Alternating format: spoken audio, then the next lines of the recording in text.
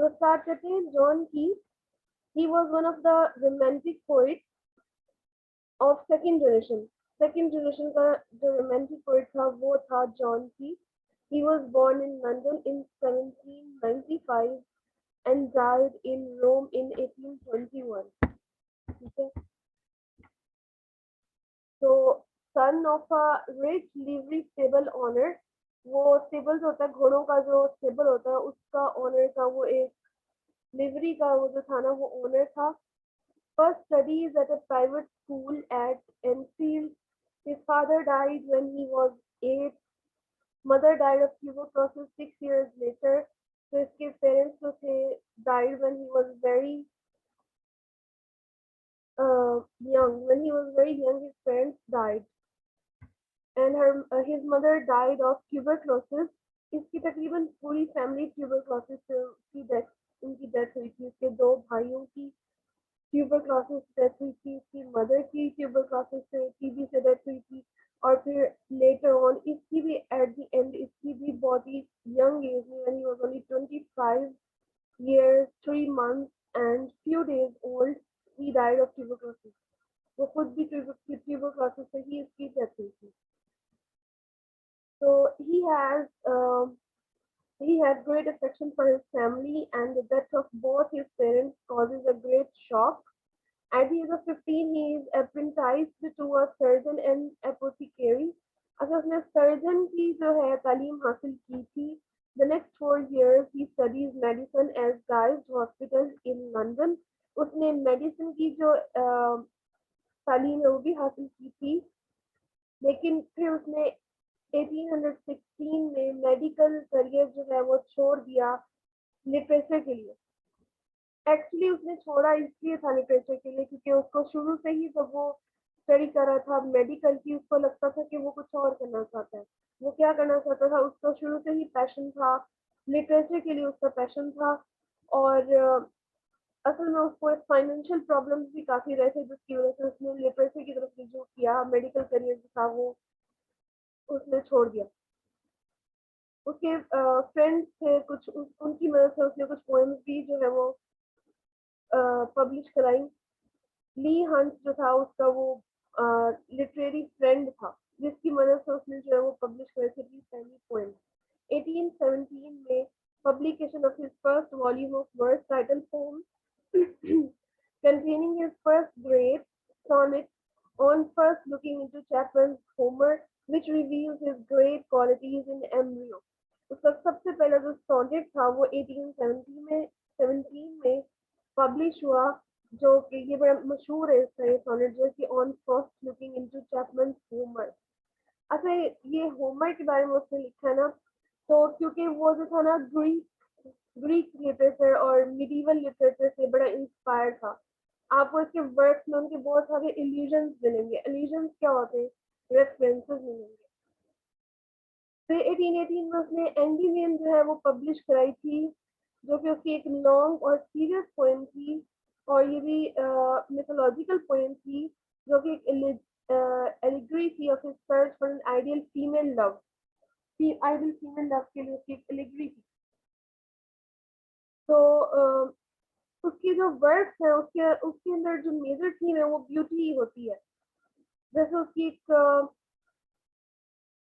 Very first line जो थी ना उसकी इस पोएम की वो एक ये थी I think of beauty is a joy for ever. ये इसकी बहुत मशहूर लाइन है. ठीक है. तो क्योंकि ये है भी पोएट ऑफ ब्यूटी और पोएट ऑफ नेचर. तो अब तक हमने इसके बारे में क्या पढ़ा कि वो जो था बहुत यंग एज में उसके पेरेंट्स की डेथ हो गई थी. वो मेडिकल करियर के लिए पढ़ाई कर रहा था लेकिन उसने वो छोड़कर लिटरेचर को शुरू कर दिया.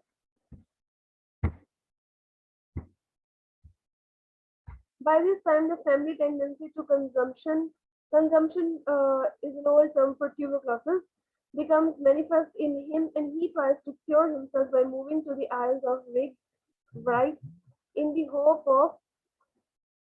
that the seashore has a beneficial effect on his health. वो जो है ना मूव भी कर लिया उसने इस वजह से कि अपनी बीमारी की वजह से क्योंकि उसको भी कंजम्पशन यानी कि ट्यूबरक्लोसिस की शिकायत होने लग गई थी. 1818 में वो अपने फ्रेंड के साथ हाईलैंड में टूर पर गया। अ, उसकी जो टूर की वजह से हेल्थ और ज़्यादा ख़राब हो गई। जब वो लंदन वापस आया तो उसको अपने भाई की देखभाल करनी पड़ी जिसको ट्यूबरक्लोसिस हुआ हुआ था, और वो भी उसकी जो है खिदमत करता रहा उसकी डेथ तक।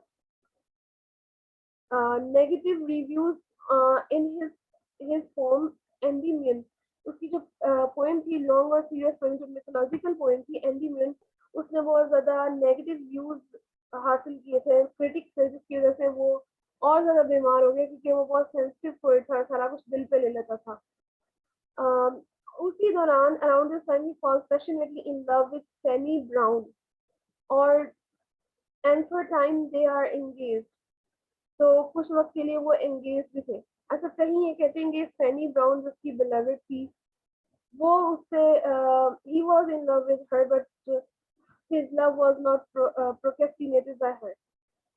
सॉरी, उसका जो लव था ना, वो उसकी उसको वापस नहीं मिला, यानी कि his love was not reciprocated bye हर, यानी कि उसको वो पसंद नहीं करती थी, ये उसको करता था। और कहीं कहते हैं कि उसने इसको इसलिए भी छोड़ दिया कि इसको ट्यूबरक्लोसिस था। कहीं ये भी लिखा हुआ है कि इसने ही उसको छोड़ा था क्योंकि इसकी हेल्थ थी खराब और इसको फाइनेंशियल इश्यूज थे, तो इसने कहा कि वो खुद स्टेबल नहीं है, तो वो उससे उससे दूर हो गया खुद ही। इनफैक्ट मूवी भी बनी हुई है ब्राइट स्टार, जो इस पोइट की पूरी लाइफ पर है। ब्राइट स्टार मूवी जो है वो आप देखना चाहें तो देख लें। Unfortunately, financial difficulties, his deteriorating health, and his almost religious pursuit of poetry preclude marriage.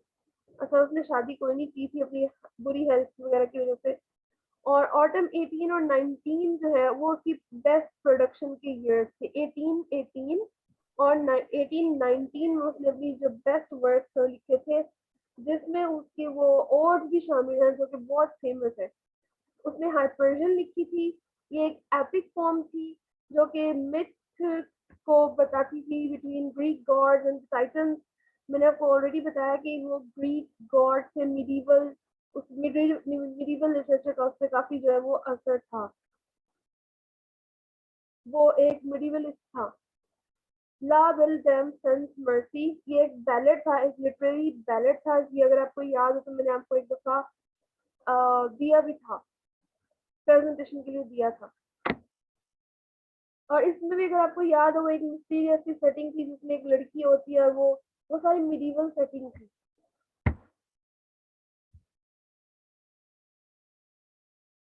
Eve of Saint Agnes, ये भी इसकी एक बहुत लंबी जो है वो नैरेटिव पोएम है, जो कि इसकी जो इस वक्त सेंशुअसनेस को भी शो करती है।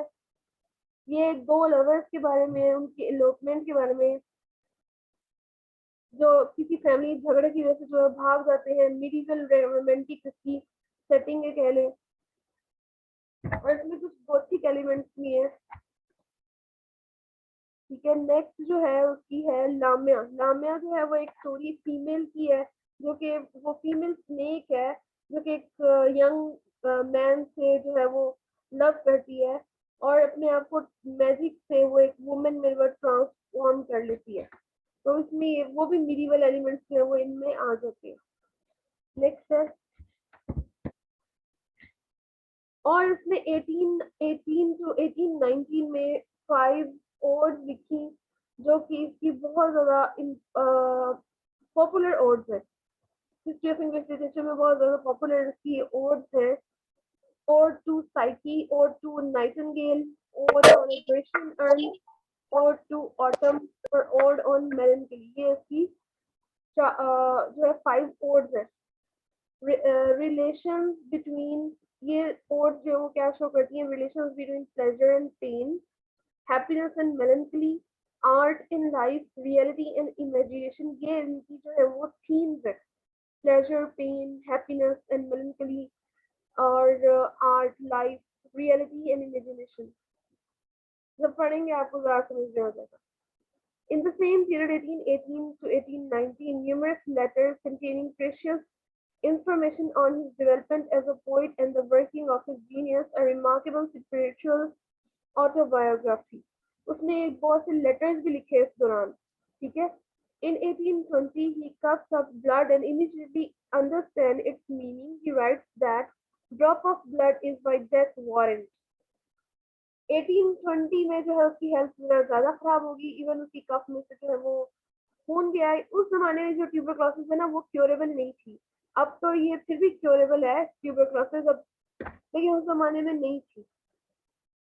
और इस क्वाइट सैडली इसकी पूरी फैमिली ही इस बीमारी की वजह से मर गई। He travels to Italy in vain attempt to recover his health or at least to delay his death. अच्छा वो लंदन से इटली भी चला गया था ताकि वो रिकवर कर सकते, वैसे रिकवर करने के तो इतने चांस नहीं थे उसके पास, इसलिए कि वो अपनी डेथ को थोड़ा डिले कर सके। इटली इसलिए कि वो थोड़ा सा गर्म एरिया था, लंदन में जरा सर्दियों जब आ रही थी तब वो वहाँ मूव कर गया। उसको डॉक्टर ने मशवरा दिया कि इटली मूव कर दो, वो थोड़ा सा वार्मर एरिया है, थोड़ा सा गर्म एरिया है। तो जाहिर सी बात है उसको लंग्स की बीमारी जो थी टीबी, तो फिर उसको ठंड में जरा ज्यादा कफिंग और इस तरह से मसला हो रहा था, तो वहां पर चला गया। Then he dies in Rome in February 1821 and is buried in the Protestant cemetery. वो 1821 में उसकी फिर डेथ होगी। वो 1875 में, सॉरी 95 में वो पैदा हुआ था, 1821 में फरवरी में उसकी डेथ होगी। वो सिर्फ 25 इयर्स का था ये पोइट जब इसकी 25 इयर्स 3 मंथ्स और फ्यू डेज का था जब उसकी डेथ हुई। और कई क्रिटिक्स ये कहते हैं कि इसने इतने यंग एज में सिर्फ 2 सालों में इसने जो वर्ड्स लिखे वो बहुत ज्यादा पॉपुलर हुए। और बहुत से क्रिटिक्स कहते हैं कि अगर ये कुछ अर्सा और जी जाता तो शायद ये पोइट्री में या शेक्सपियर के लेवल तक आ जाता या उसको भी क्रॉस कर जाता।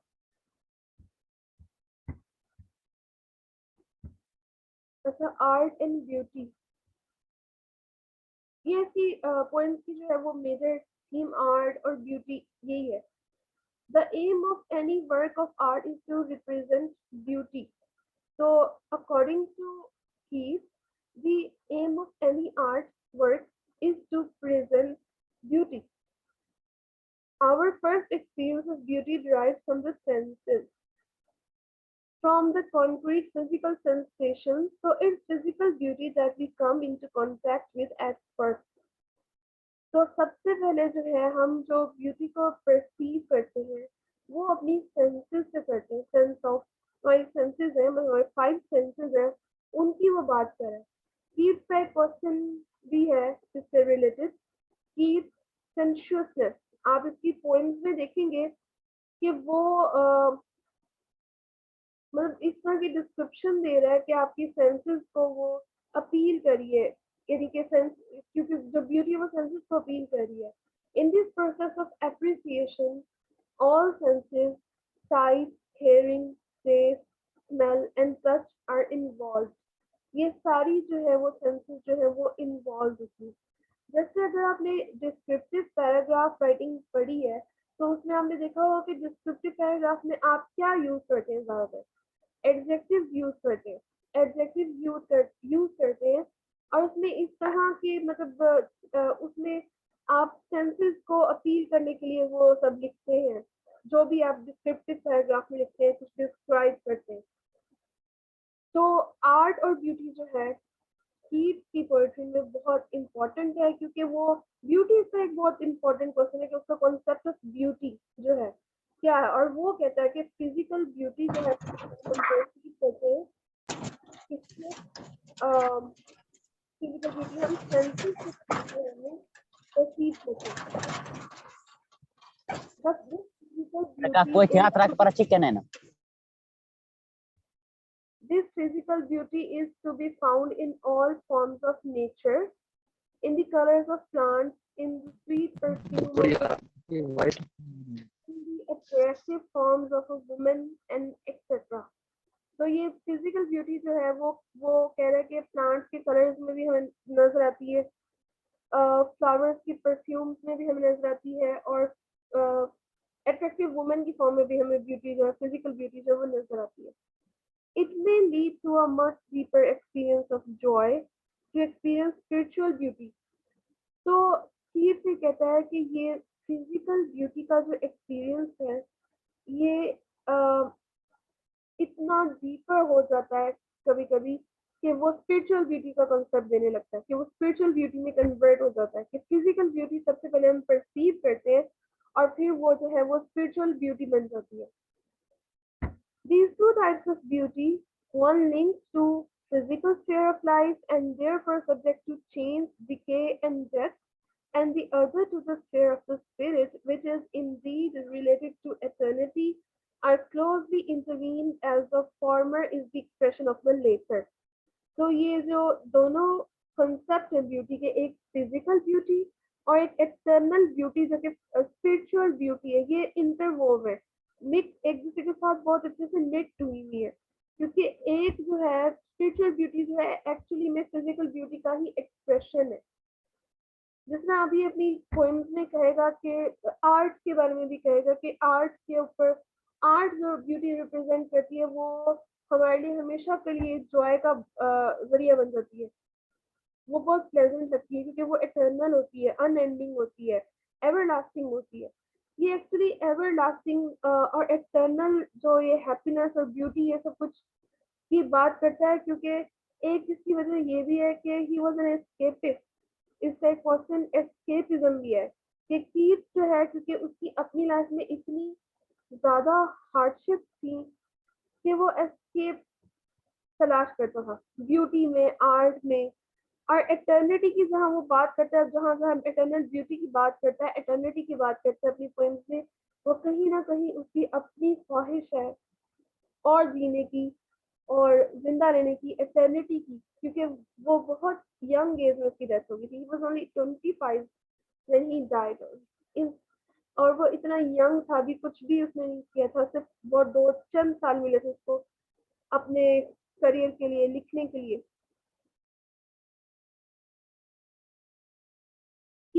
He finds spiritual beauty which is not subject to change in poetry and in any other form of art.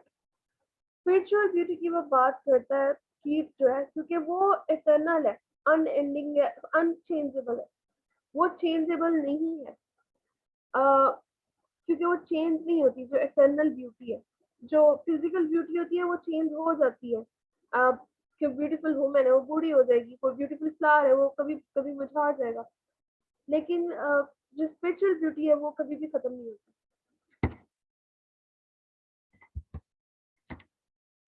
Consequently, the contemplation of beauty is the central theme of Keats' poetry, and the classical Greek word is the main source of inspiration for Keats.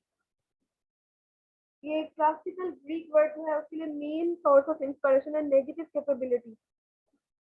अच्छा, negative capability का question जो है ना, ये आपके कई दफा competitive exams में भी आ जाता है कि what is negative capability bye John की।